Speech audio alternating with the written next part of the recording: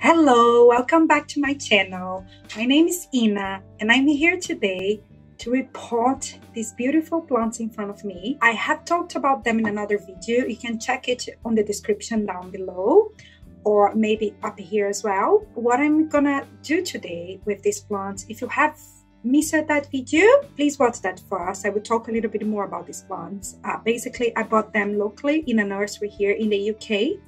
They are not in the best state. As you can see, they are dehydrated. I think most of them don't have any root. Another thing that I want to say is that Cattleyas roots, they are pretty sensitive to repotting. So most people advise us to repot these plants when the new growth starts to appear and sprout new roots. So that's what I'm going to do today, because I have some new growths coming through and the plants are really dehydrated. So I have to repot it soon, and that's what I'm going to do today. I'm going to show you how I repot these plants, what I think is good for them in the environment. Just to make clear, I live in London, inside a flat, so without outdoor space. So this plant has to grow under blue light for the whole year, and I would say that they are constantly offered intermediate temperatures. Not too cold, not too hot, because of the heating system inside my flat. If that's something that you are interested about to hear and to see how I take care of my plants here in London, please follow me on this channel. Hit the like button. It's really important for me. If you could subscribe to the channel as well, I would be extremely grateful. Yes, so I hope you enjoyed this video. Come along and please let me know on the comments down below what you think about my repotting methods and how do you repot your plants. Do you use organic medium? Do you use inorganic medium? It would be really good to know. Without further ado, let's go. So I will start with this one. That's what I believe to be LRC Vegetative Perfume crossed with LC Aloha Case. So what I can show you here is that we have some new roots sprouting. We have this new growth. So I will show you how I intend to repot this plant. First of all, I'm using a plastic container here just to drop all the medium inside, because it's potted on plastic pot. The first thing that you should do is squish it. As you can see, I'm squishing the pot to make sure all the roots detached from the pot and from the medium, and it's going to be easier to unpot the plant. As you can see, very easy. Something that I forgot to show you before, it is potted probably around 8-centimeter pot, and I intend to repot it. Pot it into a 12-centimeter pot. I've already through some holes in here, as you can see.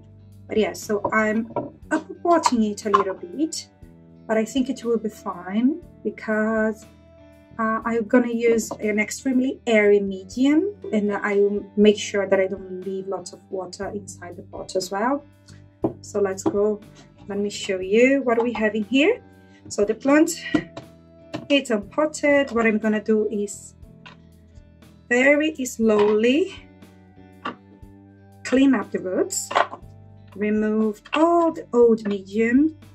I don't have to be worried here because I do believe most of these roots are completely dead, as I'm going to show you. For all your repotting, I advise you to be extremely careful with the roots that you have, because these roots, they keep your plant alive. It's through the roots that the plant captures most of the water and nutrients that needs to survive with its leaves. So roots are very important, but as you can see here, I'm going to show you, most of them are dead. If you press the root and the root is papery like this one, you can see the development here. If you can see the development here, that means that the root is dead. So I can cut all of these roots and you can see that most of them are completely dead. So what I'm gonna do here, I have these ones that the new growth, these ones are alive, so I have to be extremely careful with these ones. But the old ones, I can cut them and I will clean that. 1 second.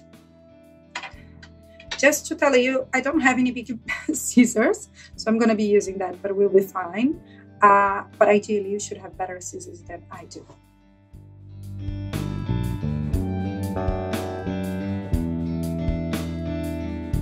Another thing is, can you see these 2 old growths? So these ones are very, very old growths. They won't do anything to the plant anymore. They won't sprout new roots or new growths. So I still have 4 other pseudobulbs here. So I will remove these 2.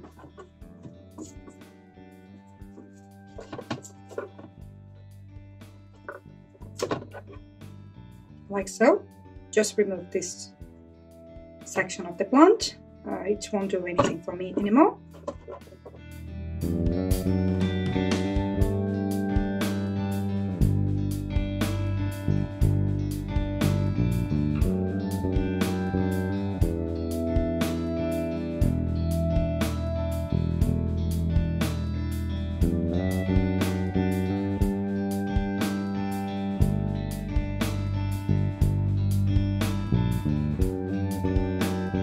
Ta-da! So I hope you can see these are the roots that I leave with this plant. So what I'm gonna do now is I will clean these roots. I will throw these away, and I'll be back to explain you how I pot my plant and what I do about it. So here's my root. It's much cleaner now. What I'm gonna do is I'm gonna use some hydrogen peroxide to clean up the roots. Basically, it's not to clean the roots, it's to avoid snails and other pathogens to grow and sprout inside my pot. Hydrogen peroxide, it's really good to prevent snails. So that's what I'm gonna do now. It's basically, I don't find hydrogen peroxide so easily here, but I buy on Amazon. And this time I bought a more concentrated one, so I just diluted in water, and there we go. So it just spray it on the root, as you can see here, and let it freeze. So that's what I'm gonna do. I let it freeze for a few minutes, and then I'm gonna pot my plant. So my plant has freezed, it's all clean, so time to repot it. As I mentioned, I'm using here, it's not a 12 centimeter, sorry, it's a 13 centimeters pot. I drew the holes myself. What I'm gonna use to pot this plant, it's a mixture of sphagnum moss and bark, but be careful. If you live in a cold country like myself, I would advise you not to use lots of sphagnum moss on your pot, only if you are very secure about what you're doing, if you are very knowledgeable about that. I am not. I have to admit that I am not so knowledgeable. I grow plants for like 3 years now, so I won't place a lot of sphagnum moss. I would put a little bit and I will mix with bark. I will show you how I do it. So first of all, I put some sphagnum moss on the bottom of the pot, mix it with bark. I'm sorry about the noise. I'm gonna place much more bark than sphagnum moss. It's gonna be just a few strains of moss to keep the medium warm, and also if I have some water on the bottom of my decorative pot, it will basically suck up the water and spread humidity across the pot.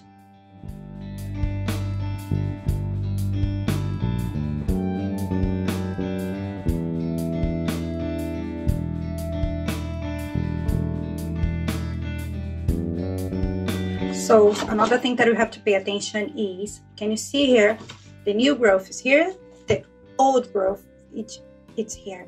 So I place the older growth towards the edge of the pot and the newer growth towards the center, and I will leave some space here for the orchids to grow.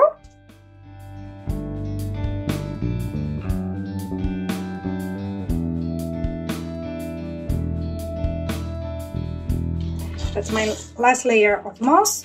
So I'll place some slow release fertilizer as well. I think it helps the orchid to grow. So just a few bits here on the top. And then the last layer is I will use bark, because bark helps to prevent algae formation. I have lots of mold and algae in my environment. So I use the last layer of bark here, as you can see. And my orchid is almost done. It's a huge mess here as well. So the last thing that I'm gonna do, as you can see, I have most bark here. I use a bamboo screw just to make a bamboo screw, sorry, just to have all the medium to fill all the air pockets on this pot. Very important. Then when everything is in the right place, I use this bamboo screw just to stabilize my plant. As you can see, it's not stable, doesn't have many roots, and came with this. So I'm gonna reuse it. I don't need to find something else. So that's it. So the plant is now potted. What I'm gonna do now is just give it some water and put it inside its decorative pot. I'm gonna do the same thing for all 3 plants. So the battery of the phone died and I couldn't finish filming, looking into the root system of the other Cattleyas, but to be honest, I wouldn't have anything to show you because they are completely rootless. I did imagine that most of the roots were dead, but for me, this one is the worst case because when I was cleaning the roots, this section separated itself from the rest. So now I have one pseudobulb with a tiny new growth. I hope it will survive. Anyway, I will put these guys together and let's hope for the best. The other one, I'm gonna put them together now. The other one is the same situation. It was basically 2 sections of the plants. This is the one. We have at least 1 root sprouting. And this one is the other one. I can see there is a dead pseudobulb here. So again, let's hope for the best. I have to clean this before, but that's what I got here. I'm going to use the smaller pot. This one is 11 centimeters for this section. And I'm going to do the same thing that I've done for the first one. It's basically a little bit of moss and the rest is going to be bark.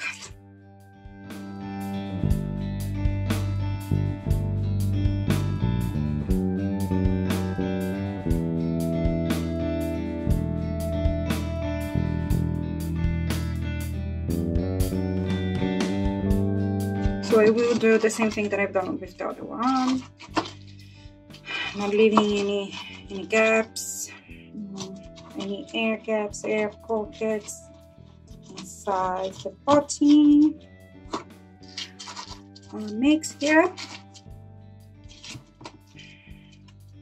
And when everything has found its place, what I have to do, especially these ones that don't have any roots, like 0 roots, is to stabilize it. So I will use 1 bamboo screw here and on the other side as well, especially where the new growth is, to make sure the plant doesn't move too much. Sorry, I'm not showing you properly, I know that, but I will in a second. So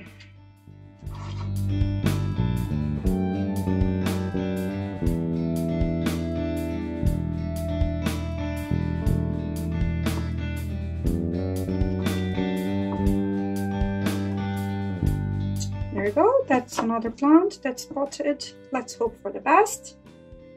And I have the 3rd one here. So this one is not a transparent pot. I ran out of transparent pots, but again, it's 11 centimeters or 12, sorry. And I'm gonna do the same.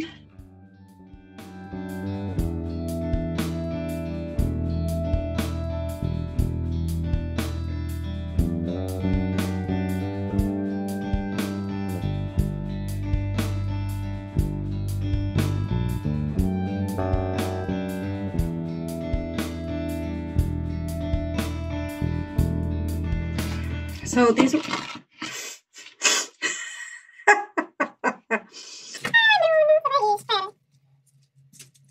so this one is the last one. I will stabilize that with a bamboo squirrel as well.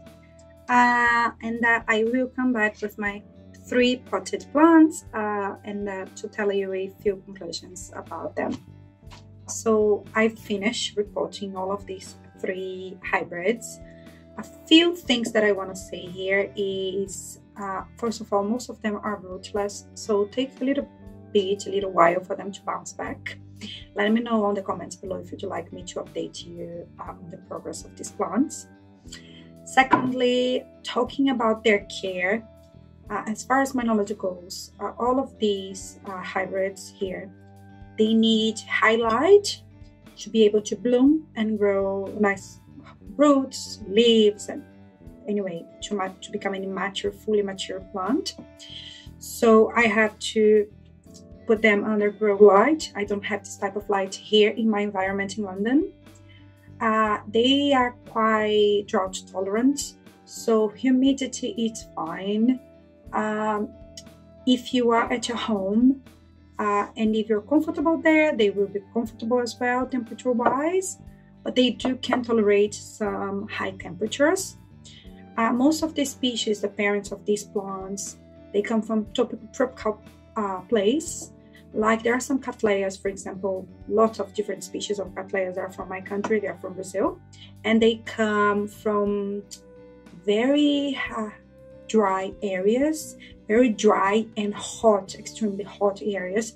So I know that they can tolerate certain extremes, but because I'm with them at home and I'm not in nature, I will provide them intermediate temperatures, light when it's possible, especially I grow them under my grow lights.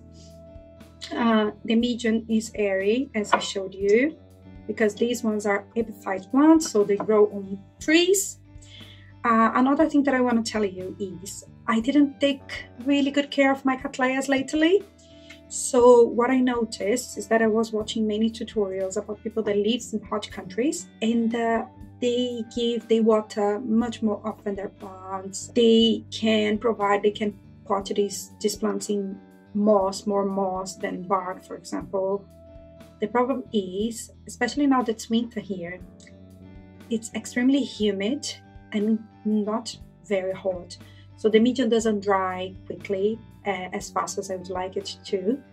So I had some problems with root rot with my Cattleyas. That was on me. I didn't know how to take good care of them. So I have some plants that are not extremely healthy at the moment, but it's good. I learned with my mistakes. So if you live in a place that it can get cooler during winter time and that the medium won't dry so fast, pot them in an extremely airy medium and they will be fine. So that's what I learned. That's what I want to tell you. I hope I have helped you. If you have any doubts about it, please let me know. Just want to show you these plants.